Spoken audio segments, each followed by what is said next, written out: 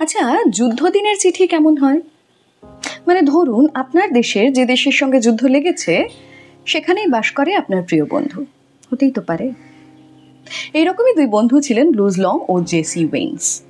Loose ছিলেন জার্মানির বাসিন্দা। বিশ্বযুদ্ধের সময় জার্মান রাষ্ট্র সমস্ত সমর্থ পুরুষকে যুদ্ধে যেতে বাধ্য করেছিল, কিন্তু লুজ লং একজন সাদামাটা মানুষ ছিলেন। 1943 সালে যখন লুজ লং এবং তার দলবলকে আমেরিকান সেনা ঘিরে ফেলল, তখন লুজ চিঠি লিখতে বসলেন আমেরিকায় বসবাসকারী তার এক বন্ধু জেসিকে। শুনবেন সেই চিঠি? জেসি, আমি এই মুহূর্তে বসে আছি শুকনো বালি আর ভিজে রক্তের মাঝখানে। আমার মন বলছে এটাই আমার শেষ চিঠি।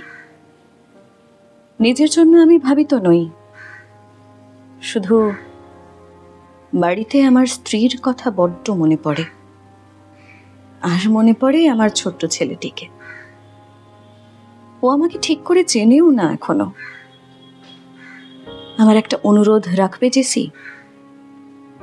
যুদ্ধ যেদিন শেষ হবে তুমি একবার জার্মানিতে এসো, পারলে খুঁজে নিও আমার পুত্রকে। তারপর তাকে বলো তুমি আর আমি এমন একটা পৃথিবী দেখেছিলাম যেখানে মানুষে মানুষের সম্পর্কের এক অন্যরকম মানে ছিল। ইতি, তোমার ভাই লুজ।